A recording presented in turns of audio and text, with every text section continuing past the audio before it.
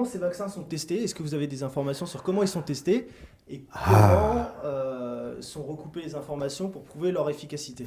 Alors là, justement, c'est un très gros problème. Parce que les vaccins échappent à un certain nombre de contraintes réglementaires qui sont normalement nécessaires pour la mise au point de médicaments. Par exemple, les vaccins échappent à ce qu'on appelle les études pharmacocinétiques. Bon, ça paraît un peu barbare. Qu'est-ce que la pharmacocinétique? C'est tout simplement le suivi des produits injectés dans l'organisme.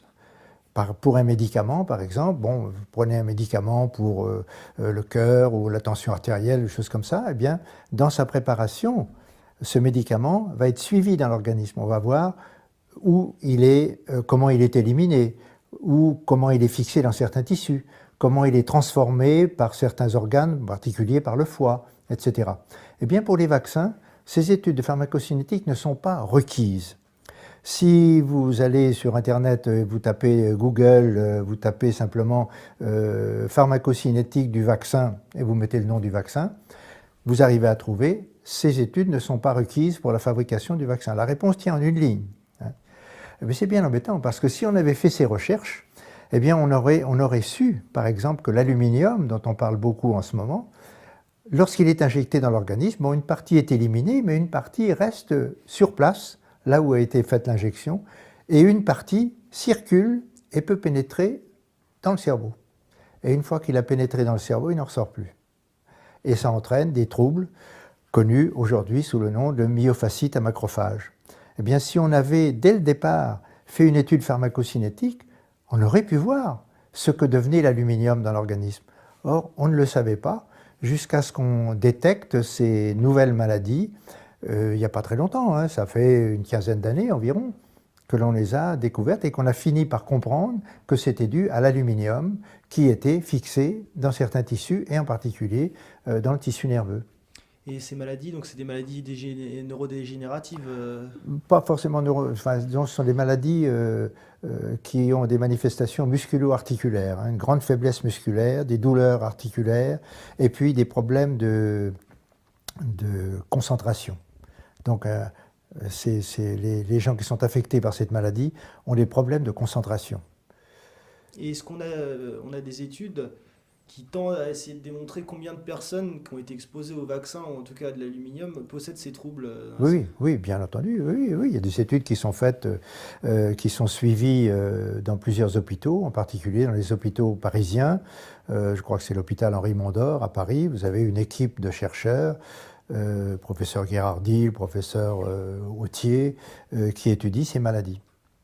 Alors ça, c'est le premier point dans lequel les vaccins échappent aux réglementations. Juste une question, est-ce que vous savez pourquoi ils ont pu passer outre ces Je ne sais pas, mais je serais tenté de dire qu'on n'a peut-être pas envie de savoir si les produits contenus dans le vaccin vont se loger à des endroits où on n'aimerait pas les trouver. Je n'en sais rien, mais c'est une constatation.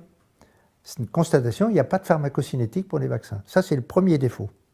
Le deuxième défaut, c'est qu'il n'y a pas d'études, comme pour la pharmacocinétique, il n'y a pas d'études de mutagénèse, de cancérogénèse ou de génotoxicité pour les vaccins. Pour les autres médicaments, on fait ces tests. Pour les vaccins, ça n'est pas requis. Alors, je prends un autre exemple.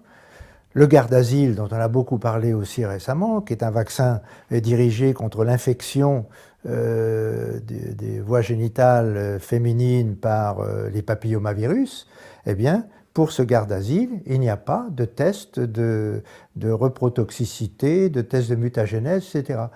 C'est quand même invraisemblable. C'est invraisemblable.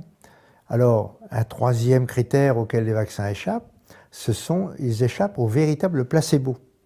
Quand on fait une étude de tolérance, d'efficacité ou de tolérance, on compare le nouveau produit qu'on met au point à un produit neutre. Par exemple, un liquide physiologique. Hein. De l'eau salée qui a la même concentration que le plasma sanguin, c'est un placebo, c'est neutre, puisque ça a la même composition que le plasma sanguin. Eh bien, les vaccins ne sont pas testés contre de vrais placebos. On va tester par exemple un vaccin, alors je n'ai pas d'exemple précis à l'esprit, mais on va tester un vaccin contre un vaccin déjà mis sur le marché, dont on connaît les effets secondaires. Et on va dire, oh ben le nouveau vaccin ne fait pas plus d'effets secondaires que le vaccin qui est déjà sur le marché, donc il est tout à fait acceptable. Oui. Mais on ne l'a pas contrôlé contre un véritable placebo. C'est-à-dire par exemple qu'on va contrôler un nouveau vaccin contenant un adjuvant aluminique, de l'aluminium, eh bien on va le tester contre un vaccin qui contient, ou contre un liquide qui contient lui aussi de l'aluminium. Donc ce n'est pas un vrai placebo, puisque dans les deux cas, il y a l'aluminium. On ne pourra pas faire la différence. Oui. Je vous engage donc à partager au maximum cette vidéo. Et je rappelle que jamais aucune étude scientifique indépendante, c'est-à-dire indépendante d'un laboratoire qui fabrique des vaccins, n'a prouvé l'utilité d'un quelconque vaccin pour l'éradication d'une maladie. Par contre, les études sur les effets secondaires catastrophiques de la vaccination sont légion.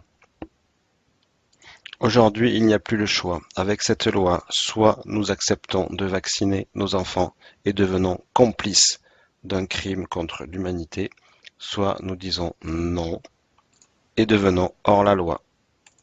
Merci de partager.